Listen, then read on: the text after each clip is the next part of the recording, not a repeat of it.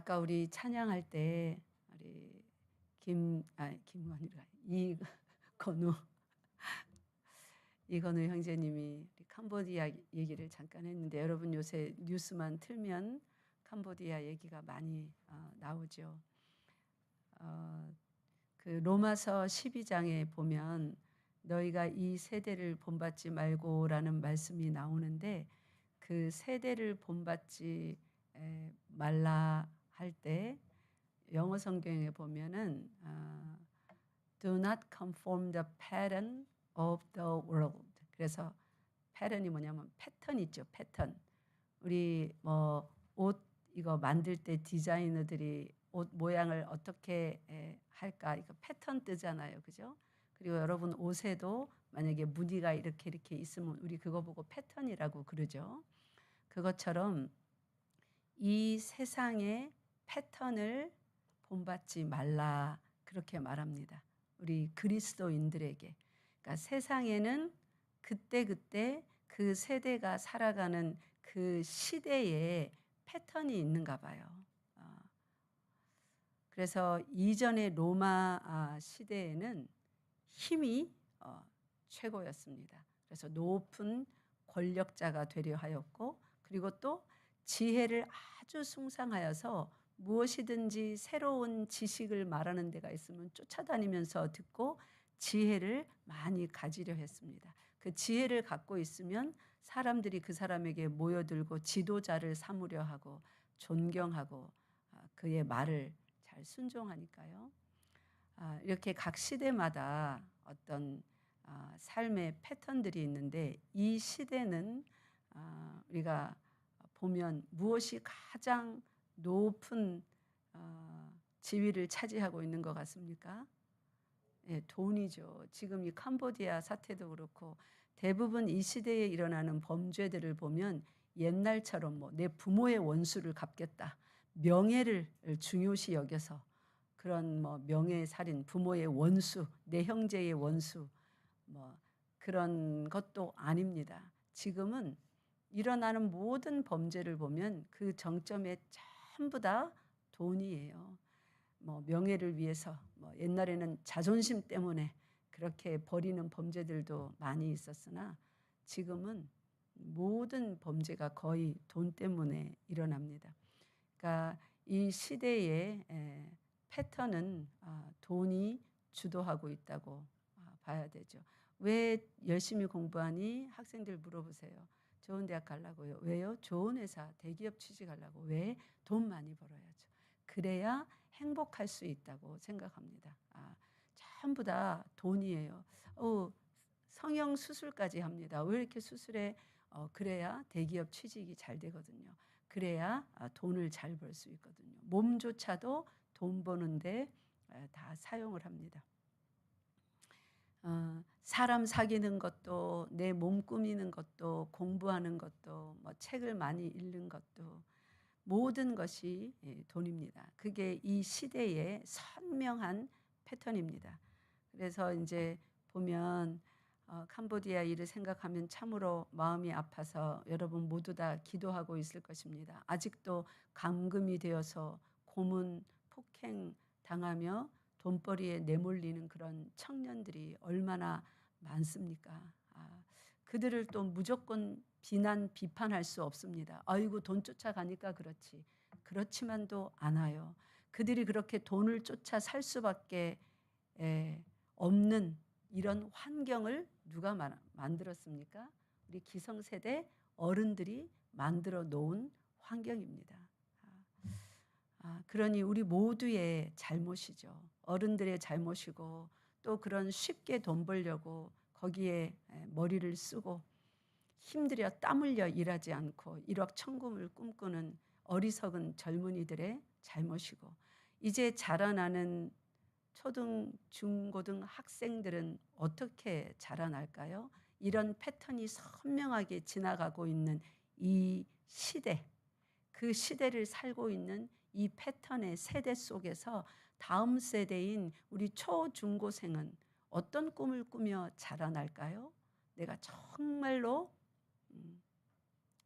의롭게 살리라, 선하게 살리라, 나보다는 남을 섬기며 도와주며 살리라. 과연 이들이 이런 꿈을 꿀까요?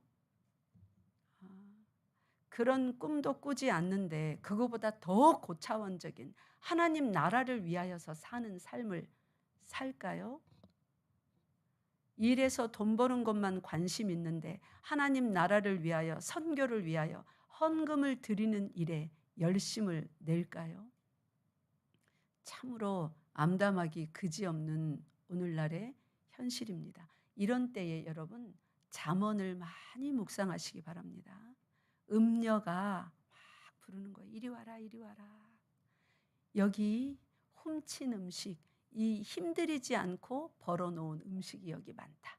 내가 이만큼 보화를 탈취물을 뺏어 놓았다. 우리 나누자. 내가 너에게 거저줄게.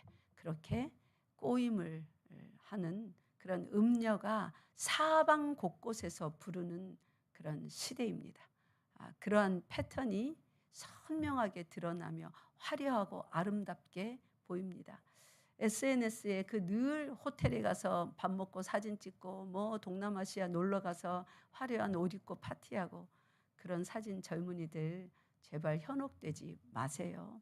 다 거짓된 삶입니다. 그렇게 살려면 누군가에게 거짓말도 해야 되고 불법도 좀 저질러야 됩니다.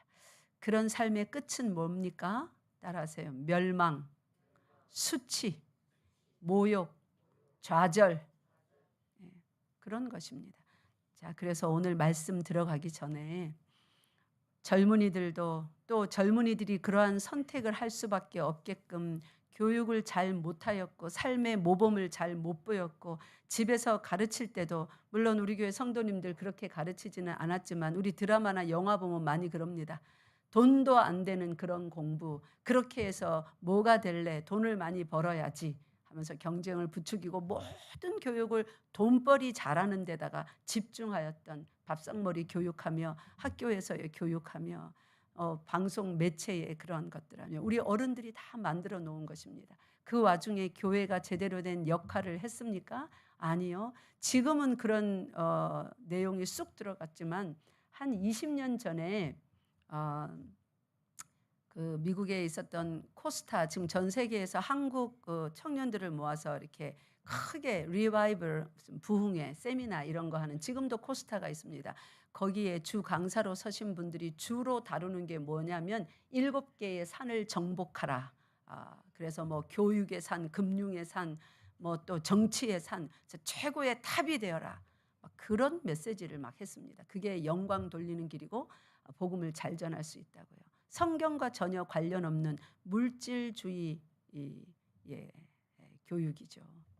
그런 거를 한 10년 쭉 하고 나니까 교회가 어떻게 변했는지요. 지금 이렇게 변했습니다. 교회 환경이, 교회 안에 젊은이들이 더 이상 거룩을 추구하지 아니하고 헌금하는 일에 소극적이 되고 어찌하든지 적게 내고 하나님께로부터 뭔가를 많이 받아내는 일에 관심이 많습니다. 그리고 굉장히 인간을 위하는 척하면서 하나님을 위하지 않습니다. 헌신하는 일에는 약하고 서로 돕는 일에만 열심을 냅니다. 그래서 조금만 옆에서 도움이 안 오면 상처받았다. 이 모양으로 지금 교회가 연약해졌습니다. 그런 잘못된 가르침들의 결과가 지금 여기저기서 막 싹이 나고 자라가고 있는 거예요. 우리는 이걸 바로잡아야 됩니다. 그 중심에 여러분 잠언 말씀이 굉장히 유익합니다. 그래서 매일매일 잠언은 31장이 있으니까 하루에 한 장씩 그날 뭘 읽을까 1장부터 읽지 마세요. 그냥 오늘 며칠인가 달력에 날짜 보고 그 날짜에 해당하는 오늘 며칠이에요? 26일이죠? 26장 읽으시면 돼요. 내일은 27장 읽으시면 돼요. 잠언 말씀을 깊이 묵상하시고 시대를 쫓지 마시기 바랍니다. 오늘 그래서 잠언 1장 펴보세요. 우리 캄보디아 사태를 생각하며 특별히 대한민국 청년들이 거기에 제일 많이 붙잡혀 갔다는데 그게 무엇을 반영합니까? 여러 가지 이유가 있겠지만 온 세상이 지금 한류하며 대한민국에 시선이 집중되어 있습니다. 그 화려함, 젊은이들이 잘 나가죠. 연예계에서 특히 보면 그죠. 그러니까 대한민국 청년들은 그 소수의 탑에 많은 물질을 갖고 있는 젊은이들이 온 세상에 상품화되어서 선전이 되니까 나머지 대다수의 잘 살지 못하는, 직장을 구하지 못하는 대한민국 청년들은 그 대한민국이라는 그 이미지에 부합하기 위하여서 이제 그런 데 몰려나가는 거예요. 일확천금을 달콤하게 주겠다 하는. 이럴 때 우리가 이런 잠언 말씀을 읽고 경각심을 우리 어른들도 가지고 청년들도 가지고 매일매일 서로서로 위하여 기도하고 대한민국을 위하여 기도하는 열방교회 되시기 바랍니다. 예, 잠언 1장 7절부터 1장 7절부터 33절. 네. 그 음녀의 속삭임과 그리고 음녀의 속삭임만 있는 것이 아닙니다. 항상 악한 것, 음흉한 것, 그런 것들이 부르는 그곳에는 여러분 그것만 있는 것이 아닙니다. 그 반대에 지혜도 우리를 부르고 있습니다. 그 음성을 듣는 귀를 열어야 돼요. 그래서 잠언 1장 7절부터 33절까지 교독하는데 목소리를 높여서 마음을 여기에 집중하여서 읽겠습니다. 여호와를 경외하는 것이 지식의 근본이거늘 미련한 자는 지혜와 훈계를 멸시하느니라.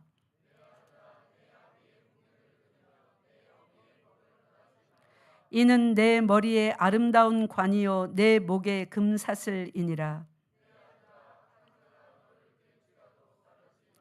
그들이 내게 말하기를 우리와 함께 가자. 우리가 가만히 엎드렸다가 사람의 피를 흘리자. 죄 없는 자를 까닭없이 숨어 기다리다가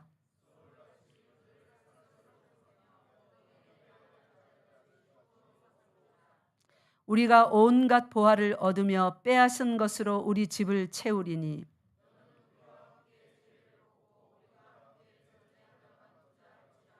지금 읽은 것까지만 해도 보이스 피싱 하는 사람들의 마인드와 똑같죠. 그죠? 하나님이 이렇게 수천 년 전부터 경고하셨어요.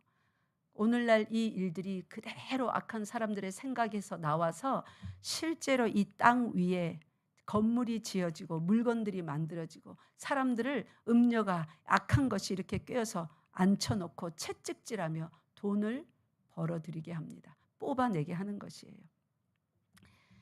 예, 14절 제가 읽겠습니다. 너는 우리와 함께 제비를 뽑고 우리가 함께 전대 하나만 두자 할지라도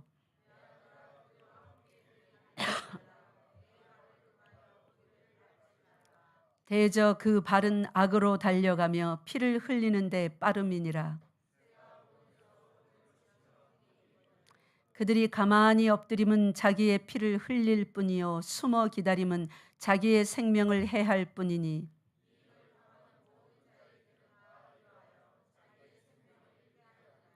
지혜가 길거리에서 부르며 광장에서 소리를 높이며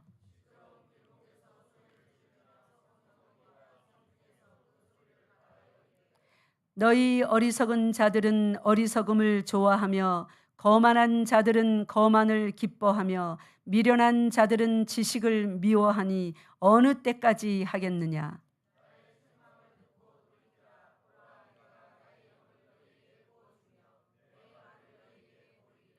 내가 불렀으나 너희가 듣기 싫어하였고 내가 손을 폈으나 돌아보는 자가 없었고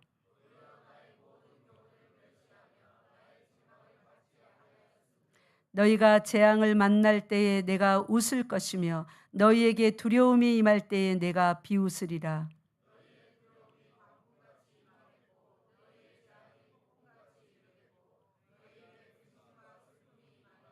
그때에 너희가 나를 부르리라. 그래도 내가 대답하지 아니하겠고 부지런히 나를 찾으리라. 그래도 나를 만나지 못하리니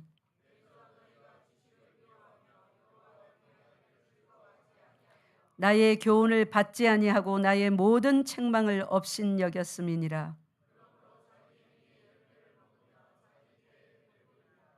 어리석은 자의 퇴보는 자기를 죽이며 미련한 자의 안일은 자기를 멸망시키려니와 오직 내 말을 듣는 자는 평안히 살며 재앙에 두려움이 없이 안전하리라. 아멘. 여러분 간곡히 당부합니다.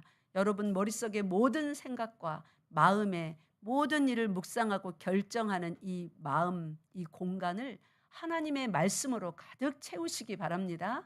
하나님의 말씀이 여러분에게 그것이 참 좋구나, 그리 해도 좋겠다 하고 결론 내어주지 않는 것은 마음의 생각의 선반 위에 올려놓으십시오. 결론 내어서 그리로 나가지 마십시오. 그것을 우리는 이렇게 말합니다. 하나님, 기도하니 하나님께서 내 마음에 평안을 주셨다. 즉 기도하고 평안이 임하지 않는 일은 행하지 않는 것입니다. 믿습니까? 예, 그렇게 하시고 좀 의심스러운 거, 미심쩍은 거 그런 건 하지 마십시오. 그러나 하나님께서 충분히 여러분 생각과 마음에 말씀이 가득하여서 기도하였는데 그렇게 해도 좋겠다 하는 평안한 마음으로 응답을 주시는 것에만 발걸음을 실제로 떼는, 손으로 붙잡는 그런 지혜로운 겸손한 청년들, 우리 어른 성도들 되시기 바랍니다. 예, 우리 빌립보서 하겠습니다. 빌립보서 4장 1절 다시 한번 다 같이 읽겠습니다. 시작. 그러므로 나의 사랑하고 사모하는 형제들, 나의 기쁨이요 면류가 아닌 사랑하는 자들아, 이와 같이 주 안에 서라. 아멘. 오늘 제목 함께 읽겠습니다. 시작. 사랑하는 자들아, 이와 같이 주 안에 서라. 아멘. 제가 오늘 그 말씀의 주요 메시지를 좀 부각시키기 위해서 원래 제목을 주 안에 서라, 이와 같이 이렇게 하려다가 너무 좀 자기적인 거 아닌가 싶어서 말씀 그대로 적었습니다. 오늘 제일 중요한 부분이 어디라고요? 이와 같이입니다. 오늘 4절 성경에 여러분 말씀 보세요. 제일 끝에 끝머리에 보면 사랑하는 자들아, 이와 같이 주 안에 서라. 그래서 우리는 이와 같이가 도대체 뭐 어떻게 서라는 것인지 이와 같이를 모르고 그냥 슬쩍 지나가 버린다면 지금 빌립보서 1장, 2장, 3장 지금껏 거의 1년을 1월 달에 시작해서 지금까지 빌립보서를 왔습니다. 그죠? 1년을 자세히 배운 거 그리고 말짱 도루묵이라는 얘기 있죠. 그렇게 되는 거예요. 그래서 이 이제 4장이면 끝나는데 이 마지막 장 첫머리에 이와 같이 주 안에 서라. 이게 도대체 어떻게 서라는 건지 제가 오늘 한 7가지로 자세히 말씀을 드리겠습니다. 먼저 이와 같이 주 안에 서라 할 때 여기 보니까 이와 같이 주 안에 서라 하고 말씀을 명령을 하는 이 대상 주어가 뭐예요? 누가 이렇게 서야 되는 거예요?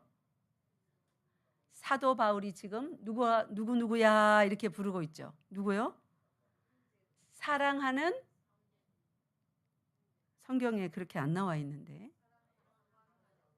사랑하는 자들아. 앞에 사모하는 형제들. 예, 뒤에 바로 이와 같이 주 안에 서라 할 때 그 앞에 뭐라고 나와 있어요? 사랑하는 자들아. 복수입니까? 단수입니까? 복수입니다. 여러분, 우리 주일 오후 시간을 통해서 종종 교회란 무엇인가 우리 배워나가고 있습니다. 교회는 절대 나 혼자 열심히 뭔가를 충성스럽게 해서 너는 참 잘했구나. 근데 너는 왜 그 모양이니? 이런 거 아닙니다. 그거는 사회, 학교, 직장 이런 것입니다. 교회는 절대로 그런 것이 아닙니다. 여기도 보세요. 사랑하는 자들아 하고 복수입니다. 그 앞에도 사모하는 형제들, 또 사랑하는 자들, 교회여 이 말이에요. 교회야 이와 같이 주 안에 서라 할 때 이 명령을 누가 받았습니까?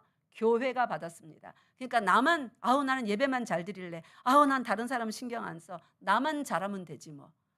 이게 아예 교회가 무슨 명령을 받든지 간에 거룩하라, 서로 사랑하라, 충성하라, 진실하라, 인내하라 할 때 이 모든 명령은 교회 공동체에게 준 것이므로 교회가 함께 서서 이것을 지켜내야 되는 거예요. 예. 그래서 이것은 교회 공동체가 서로 지켜내야 되는, 주 안에 같이 서야 되는 그런 거룩하고 준엄한 명령입니다. 그래서 우리가 이 말씀을 오늘 들을 때 나는 이렇게 해야 되겠다, 나는 이렇게 해야 되겠다가 아니라 내가 속한 우리 교회는 이렇게 해야 되겠구나, 그러한 컨셉을 머리에다가 딱 장착하고 그렇게 들으시기 바랍니다. 왜 아멘을 안 하세요? 그렇게 들으시기 바랍니다. 예, 언젠가 이 아멘 소리가 줄어들었어요. 교회에 이 말씀 듣는 생명력이 어디 있냐면 아멘, 아멘 하는 그 공동체의 아멘이라는 화답함에 있습니다. 말씀을 아무리 전해봐야 아멘, 아멘 하는 공동체의 화답이 없다면 그 말씀이 공동체에 심기지 않습니다. 어느 누군가 혼자 아멘 하면 그 사람 속에는 심기겠죠. 근데 그 말씀이 그 사람 속에서 잘 자랄까요? 잘 자라지 못합니다. 왜냐하면 그 한 사람은 말씀을 잘 받아서 그렇게 살라고 애쓰는데 대다수의 아멘 안 했던 사람은 말씀을 듣고 나면 다 잊어버리거든요. 그렇게 안 살거든요. 혼자만 그렇게 살려 하다가 이제 어떻게 하는 거예요? 지치고 상처받는 거예요. 그래서 사단은 그렇게 되게 하려고 이 공동체 속에 말씀 듣는 시간에 잠가루를 뿌리기도 하고 잡념의 가루를 뿌리기도 하는 겁니다. 그래서 여러분, 공동체가 어떤 말씀이 선포될 때 아멘 하는 것에는 굉장한 말씀의 능력이 풀어놓아지게 하는 생명력이 있음을 믿으시기 바랍니다. 아멘, 아멘 하시기 바랍니다. 여기까지 나와서 예배를 드리는데 말씀에 아멘 하지 않고 앉아 있는 것은 안 나온 것과 똑같아요. 생명을 받아 먹지 못하고 가는 것과 똑같아요. 굶어 죽는 겁니다. 삐들삐들 자기 머리에서 말씀을 다시 재요리해서 받고 싶은 것만 받고 안 받고 싶은 거는 안 받고, 그러면 아무 소용이 없는 일이에요. 말씀을 그렇게 받으면 안 되는 거예요. 그래서 여러분, 아멘, 아멘 잊지 말고 여러분에게 주시는 모든 말씀에 아멘 하며 말씀 드리시기 바랍니다. 네. 자, 여기 보니까 이와 같이 주 안에 서라. 우리 열방교회가 이제 함께 서야 되는데 뭐 어떻게 서라는 말인가? 힌트는 4장 첫머리에 첫 단어에 있습니다. 4장 첫머리에 1절 첫 단어 읽겠습니다. 시작. 그러므로. 예, 여기 어떤 단어가 나와 있어요? 예, 그러므로. 그러므로라고 하는 것은 앞의 말과 지금 쓰고 있는 이 말을 연결해 주는 연결어입니다. 그래서 그러므로 이와 같이 주 안에 서라 했는데 앞의 말과 상관없이 그냥 그것만 본다면 어떻게 서는 건지 몰라요. 자, 그러면 앞으로 전체 다 돌아가서 다 말하려면 너무 복잡하니까 그러므로 앞에 있는 딱 한 단락, 직접 연결되는 한 단락만 봅시다. 여기 17절부터 동그라미가 돼 있죠, 그죠? 네, 그 바로 위에 16절부터 봅시다. 16절부터 21절까지 보면 16절, 17절은 우리가 정말로 본받아야 될 긍정적인, 적극적인 모습의 하나의 패턴이 나옵니다. 삶의 패턴이 나옵니다. 이 세대를 본받지 말라, 그게 이 시대의 생활 패턴을 본받지 말라라는 거라고 했죠. 근데 여기는 이런 패턴을 본받아라 하는 하나의 삶의 패턴이 나옵니다. 여기에는 example이라고, 왜 예를 들어 이런 말 하잖아요. example이라는 말 하잖아요, 그죠? 그 모범적인 하나의 패턴이 나옵니다. 16, 17. 그 다음에 또 이와 같이 주 안에 서라 했는데 16, 17은 긍정적인 그렇게 본받아야 되는 패턴이 나온다면 18절, 19절은 그렇게 절대로 하지 말아야 되는 패턴이 나옵니다. 그러니까 부정적인 패턴이 나와요. 우리는 절대로 이렇게 하지 말아야 됩니다. 그리고 20절, 20절은 21절은 종말론적인 그런 소망, 우리가 붙잡아야 되는 삶의 패턴이 우리 눈앞에 보이는 그 당시 편지를 받았던 이 빌립보 성도들과 그 소아시아 등지에 있는 이 교회 성도들의 눈앞에 보이는 사도들, 그들의 삶의 패턴을 그대로 본받아야 됐고, 그 다음에 눈에 보이지 않는 종말론적인, 예수께서 다시 오신다고 하십니다. 그죠? 그들의 시민권은 하늘에 있다고 합니다. 그러면서 종말론적 소망을 제시하고 그 삶의 패턴을 꼭 붙잡으라고 그렇게 세 가지로 지금 앞 단락에서 말하고 있는데 이와 같이 주 안에 서라 이 이와 같이는 위에서 말하는 그 세 가지 삶의 묶음을 통틀어서 지금 이와 같이 그렇게 말하고 있습니다.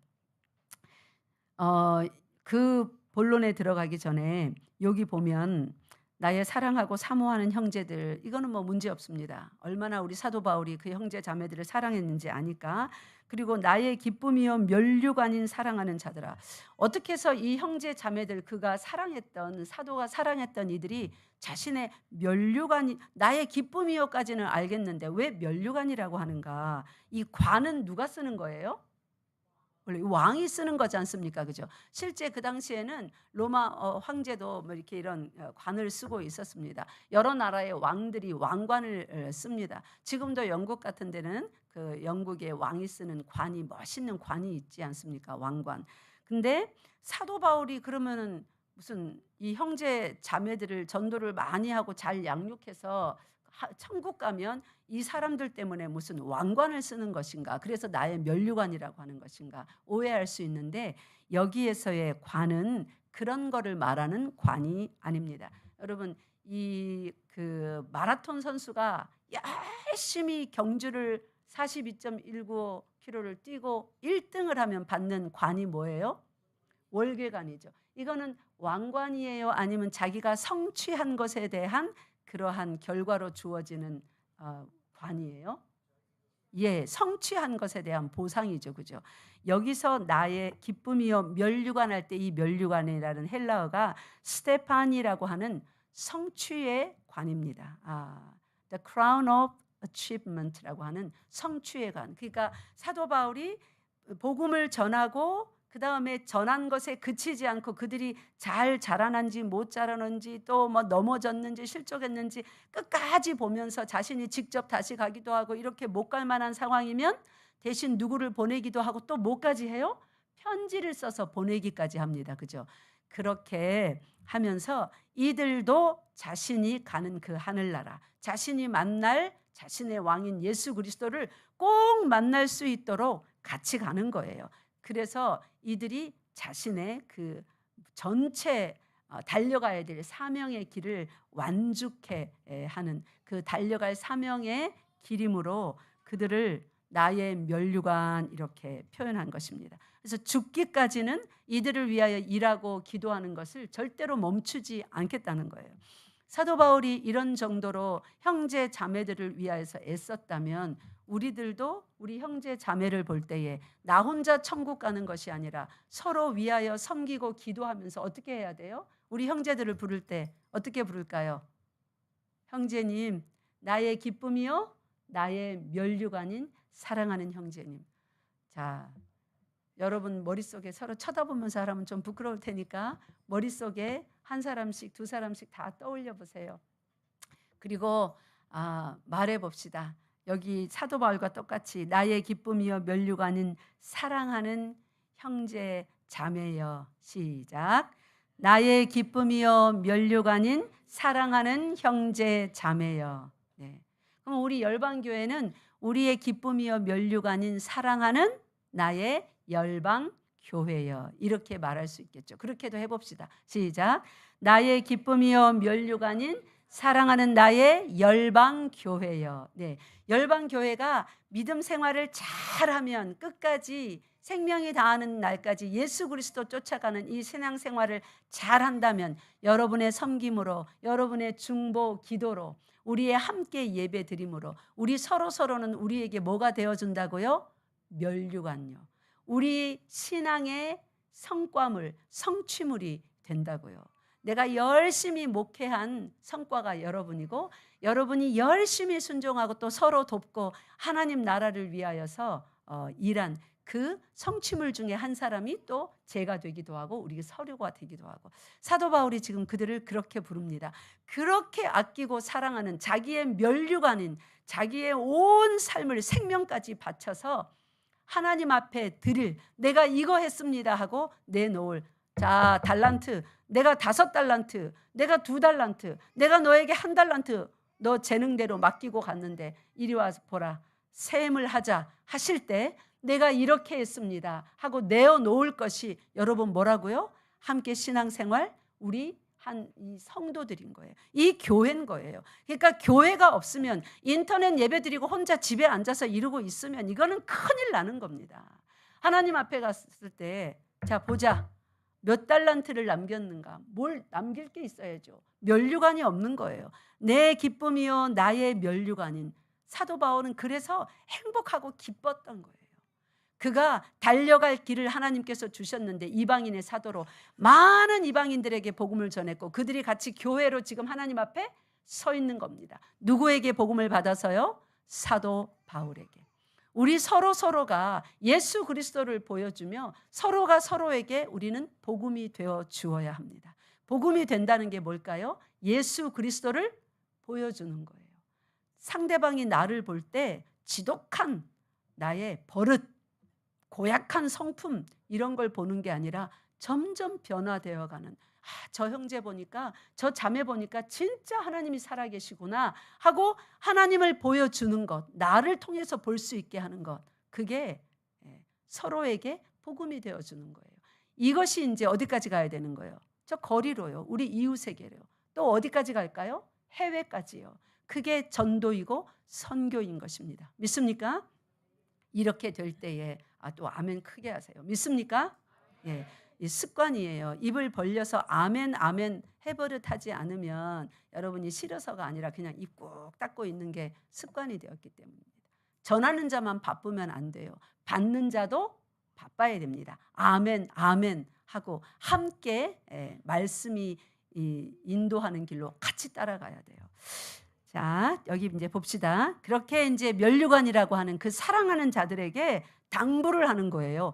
이와 같이 주 안에 서라. 그러니까 이와 같이 주 안에 서라. 이것이 히브리서에 가면 어느 정도로 살떨리는 무서운 말로 해놨는지 아십니까? 이거는 아주 준엄한 명령인데 히브리서 12장 가보세요. 히브리서 12장 14절. 이와 같이는 사도들의 삶의 모범, 그리고 절대로 그렇게 살지 말아야 될 또 부정적인 어떤 모범, 그렇게 하지 말아야 되는, 그리고 종말론적 소망, 이 모든 것을 다 통틀어서 이와 같이라고 하였습니다. 거기서 반드시 우리가 선명하게 끌어내야 될, 교회로서 보여야 될 이와 같이 주 안에 서는 열매가 뭐냐면 히브리서 12장 14절 말씀입니다. 14절 다 같이 읽겠습니다. 시작. 모든 사람과 더불어 화평함과 거룩함을 따르라. 이것이 없이는 아무도 주를 보지 못하리라. 아멘.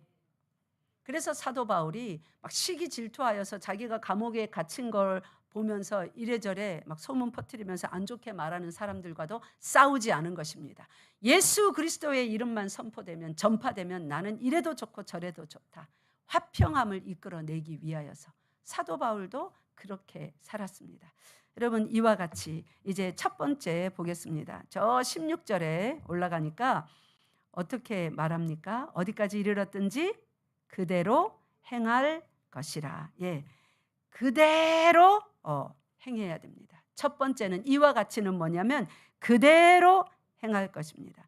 우리가 신앙생활을 똑같이 한 교회에서 한 말씀 들으면서 해도 그 신앙의 성숙도 면에서 이렇게 조금 더 성숙한 분, 아직 어린아이와 같은 신앙, 왜냐하면 이제 막 믿었기 때문에, 어떤 사람은 엄마 태 속에서부터 믿었기 때문에, 초등학교 때부터 믿었기 때문에, 또 뭐 신학을 했기 때문에, 어떤 사람은 특별히 또 어떤 뭐 어려서부터 영적인 관심이 많아서 열심히 그 길로 주구장창 추구해 갔기 때문에, 뭐 상황은 여러 가지로 다르겠지만 어쨌든지 믿음의 신앙의 성숙도가 여러 부분이 있습니다. 좀 더 장성한 사람, 아직 좀 어린 사람, 어디까지 이르렀든지 그대로 행할 것이라.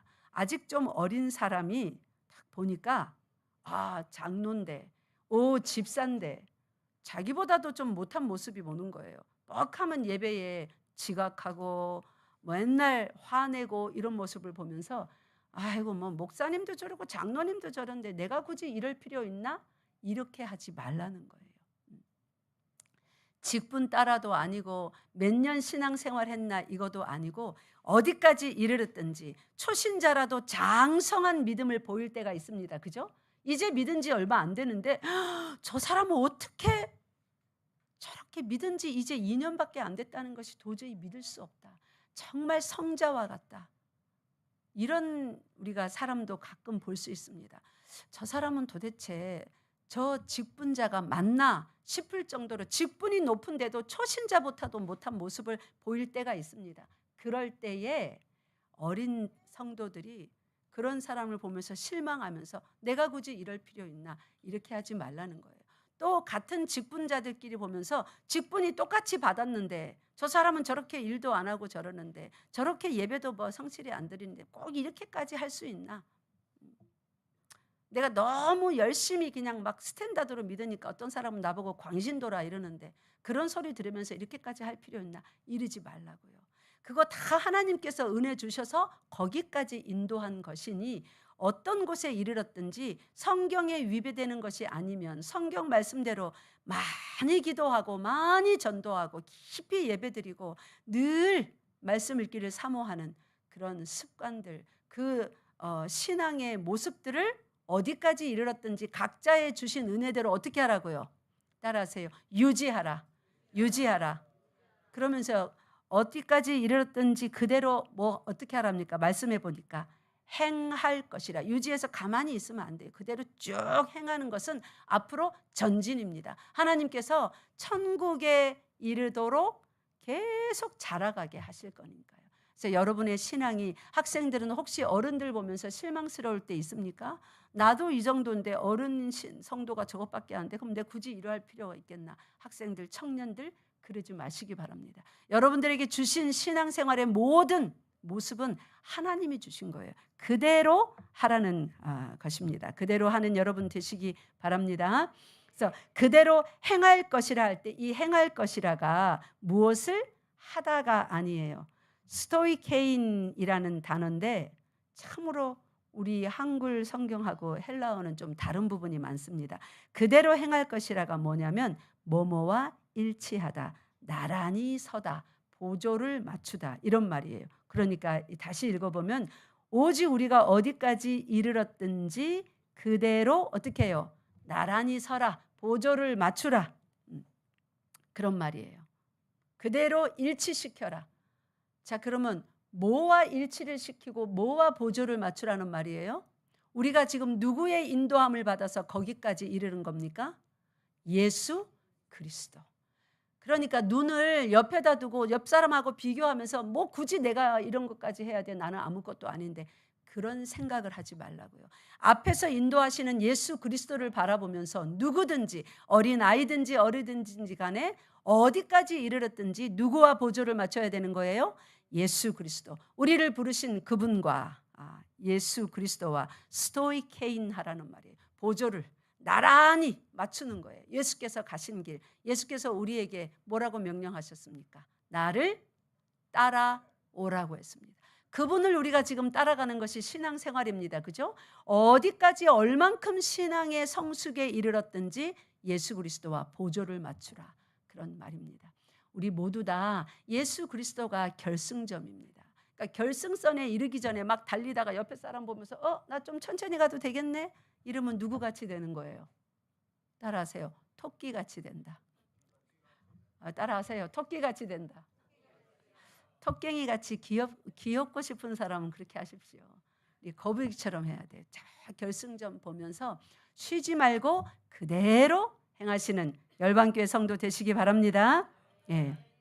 그래서 성숙과 의견의 차이가 우리 교회 안에 많이 있습니다. 어떤 사람은 성숙하고 어떤 사람은 또 약간 아직 아이 같은 믿음일 수도 있습니다. 그래서 어떤 일이 하나 딱 떨어졌는데 의견이 이렇게도 나오고 저렇게도 나오고 이렇게 들어보면 저 의견은 정말 말도 아니다. 또 여기서는 왜 말도 아니야? 그게 맞지? 이럴 수 있다는 거예요. 다양한 의견이 존재함에도 불구하고 예수 그리스도와 나란히 서는 것은 뭐예요?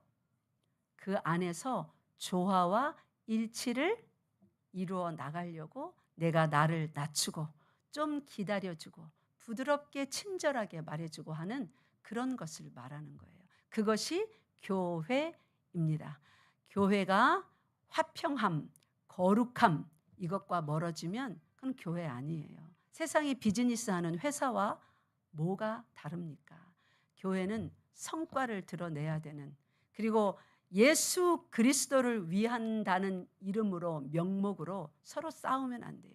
예수 그리스도는 싸우며 다투며 가져온 어떤 것도 받지 않습니다. 차라리 제단에 예물을 드리려다가 형제와 화목하지 못한 거 싸운 것이 생각나거든 어떻게 하라고요? 드리지 말라고요. 내려놓으라고요. 그리고 어떻게 할까요? 가서 형제여 내가 미안합니다. 내가 실수했습니다. 내가 잘못했습니다. 용서하세요. 하고 나서 예배 시간 다 지나도 괜찮아요. 그렇게 먼저 화해하고 와서 정결한 예물로 올려드리라고요. 근데 우리는 예수님을 위한다는 명목으로 자꾸 싸웁니다. 그렇게 하면 위하는 게 아니다. 이렇게 해야 된다. 성경의 가르침과 얼마나 다릅니까? 그래서 어디까지 도달했든지 우리는 그대로 행해야 됩니다. 두 번째입니다. 그 다음에 17에 보니까 16절 그대로 행하는데 행하는 본을 자세히 보여주는 사람이 있었어요. 17절에 보니까 누구였습니까? 사도 바울이 나를 본받으라. 정말 저는 좀 사람들에게, 성도들에게 목사로서 이렇게 말할 수 있으면 얼마나 좋을까 소원을 하는데 이렇게 말하려면 아직 한참 멀어서 말은 못하겠습니다. 그래서 우리 예수님을 본받읍시다. 예수님 앞에서 나를 본받으라 한 사도 바울을 본받읍시다.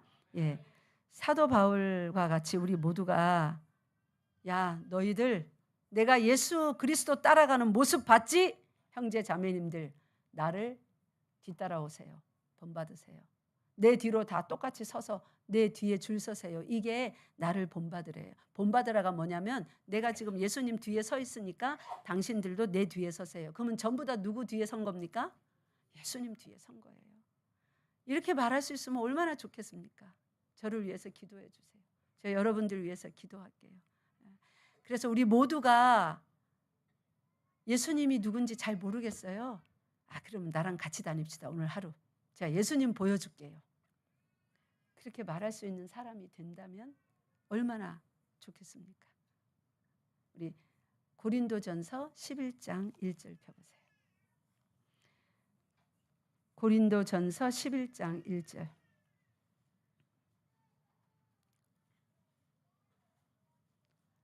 시작. 내가 그리스도를 본받는 자가 된 것 같이. 잠깐만요. 자 여기 보세요. 여기 내는 누굽니까? 고린도전서 누가 기록했어요? 내가 그리스도를 본받는 것 같이 사도 바울이 이 한마디 하기 위하여서 어떻게 살았을까요? 수없는 매를 맞았습니다. 40에서 하나 감은 매를 몇 번이나 맞았어요? 5번 맞았습니다. 40에서 하나 감한 매를 맞고 완전히 회복되려면 몇 년이나 걸린다고요? 약 3년 걸립니다. 몸이 완전히 회복되려면. 이방인들에게 돌 던짐을 당하고 채찍 맞고 감옥에 갇히고 굶기를 수없이 하고 길에서 자기를 목숨을 추격해 오니까 도망 다니기를 수없이 하고 그러면서 한 번도 곁길로 가지 않고 너는 내가 이방인과 이스라엘과 임금들에게 복음을 전하라고 택한 나의 그릇이다. 내가 이 복음을 전하기 위해서 네가 얼마나 많은 고난을 당해야 될지 내가 보이리라. 그 부르심을 받은 이후로 나는 왜 그렇게 고난당하는 자로 불렀나요? 이런 말 하지 않고 자기가 예수 그리스도를 너무나 핍박하였으므로 교회를 멸하고 믿는 자들을 잡아 죽이는 일에 앞장을 선 사람이므로 죄인 중에 괴수임을 알아. 그 많은 고통을 당할 때에 오직 위에서 부르신 예수 그리스도 한 분 바라보고 그리스도를 그대로 쫓아갔습니다. 그런 사도가 이렇게 말합니다. 고린도 교회가 얼마나 문제가 많았던 교회인지 여러분 아시잖아요. 그죠? 교회 안에서 하물며 음란한 간음하는 행위가 막 일어나는 그런 교회였습니다. 그런 교회에게 사도 바울이 당당하게 이렇게 말하는 거예요. 내가 그리스도를 본받는 자가 된 것 같이. 그 다음 다 같이 읽겠습니다. 시작. 너희는 나를 본받는 자가 되라. 아멘. 이 말을 하기 이전에 사도 바울은 뭐라고 말했냐면요. 저 위에 올라가서 29절. 그리스도를 본받기 위하여서 사도 바울은 어떻게까지 했는가? 10장 29절부터 이제 11장 1절까지 쭉 연결해서 읽겠습니다. 사도 바울은 예수 그리스도를 본받기 위해서 그냥 혼자서 열심히 한 게 아닙니다. 제가 말했습니다. 구원받은 성도는, 교회는 나 혼자 잘해서 되는 게 절대로 아니라고요. 사도 바울은 하나님 안에서, 이제 예수 안에서 자유하였으므로, 율법에 얽매이지 아니하였으므로 뭐든지 다 먹을 믿음이 있었어요, 없었어요? 있었습니다. 그런데 연약한 형제 자매를 위하여서 다시 율법에 얽매이는, 거추장스러운 그런 법에 얽매이는 그런 힘듦도 얼마든지 감수하면서 기쁨으로 살았던 사람입니다. 아이고 그거 그렇게 안 해도 돼. 그거 믿음이 없어서 그렇지. 연약한 성도들에게 그렇게 말하지 않았습니다. 믿음 없는 성도들 옆에서는 자신도 믿음이 작은 연약한 자처럼 그렇게 행동하며 그들과 나란히 뭘 맞춰요? 보조를 맞춰주는 거예요. 그게 예수 그리스도와 보조를 맞추는 그것과 똑같습니다. 그들의 심정을 헤아려 주는 거예요. 우리 29절부터 읽겠습니다. 시작. 내가 말한 양심은 너희 것이 아니요 남의 것이니 어찌하여 내 자유가 남의 양심으로 말미암아 판단을 받으리요. 만일 내가 감사함으로 참여하면 어찌하여 내가 감사하는 것에 대하여 비방을 받으리요. 그런즉 너희가 먹든지 마시든지 무엇을 하든지 다 하나님의 영광을 위하여 하라.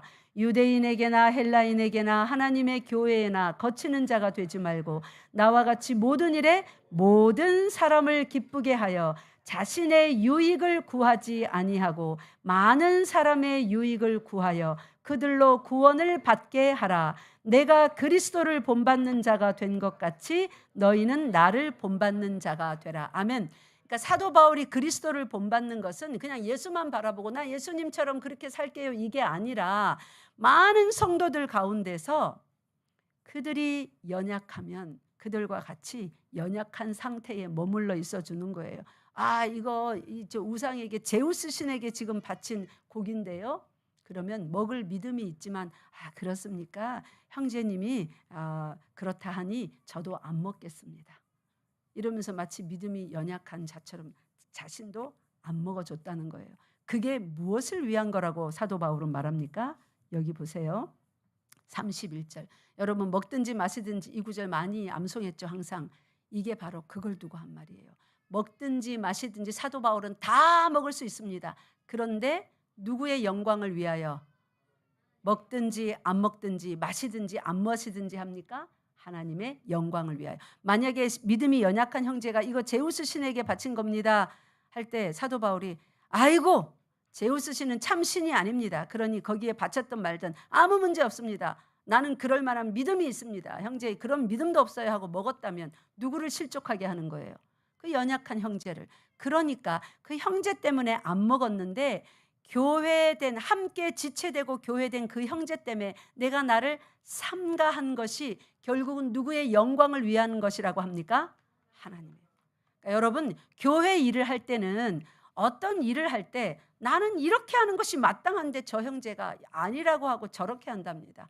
나는 교회 일에 익숙하고 경험도 많은데 이제 교회 일을 잘 모르는 어린 성도가 그게 아니라고 이게 맞다고 합니다. 그럴 때 다투지 말아야 합니다. 연약한 성도를 위해서 그러면 이번에는 그렇게 해볼까요? 좀 잘못되더라도 좀 더디 가더라도 그렇게 마음을 합하여 나아가야 되는 것이 교회라는 것입니다. 누구의 영광을 위하여? 하나님의 영광을 위하여. 여러분 이것이 성숙인 거예요. 옆 사람의 심정을 헤아리며 생각을 헤아리며 아닌 것이 나올지라도 하나님께 모든 중재를 호소하며 어찌든지 맞추어 보려고 화평을 이끌어내려고 나를 삼가하고 절제하는 것. 그곳에 하나님은 하나님의 영으로 임하셔서 그 모든 것이 합하여 선을 이루도록 하나님의 능력으로 역사하시겠다고 하는 것입니다. 이것이 교회입니다. 우리 교회가 이런 준비가 돼야 의자에 빈자리가 없도록 차고 넘치도록 하나님이 약속하신 백성들을 보낼 것입니다. 그런데 그런 준비가 되지 않았는데 보내면 어떻게 되는 거예요? 늘상 싸우는 거예요. 우리 열방교회는 그렇게가 아니고 이렇게 했습니다. 뭣도 모르면 가만히 계십시오. 새로운 성도들에게 노다지 그러는 겁니다. 그럼 계속 싸우는 거예요. 하나님을 언제 보여줍니까? 예수 그리스도를 언제 보여줍니까? 그래서 이 사도 바울은 교회를 화목하게 빌드업하기 위해서, 성숙으로 나가게 하기 위해서 자기를 절제하고 삼가하였습니다. 모든 것이 가능하지만 모든 것을 절제하는 믿음을 보이시면서 이렇게 말해요. 하나님의 영광을 위하여 하라. 뭘 하는 것도 중요하고 안 하는 것도 중요하다. 어찌하든지 이 연약한 성도들이 실족하지 아니하도록 하나님의 영광을 위하여서 하라. 유대인에게나 헬라인에게나 하나님의 교회에 어떤 자가 되지 말라고 합니까? 거치는 자가. 그러니까 형제 자매가 걸려 넘어지게 하는 자가 되지 말래요. 나 때문에 걸려 넘어지는 자가 없도록 어찌하든지.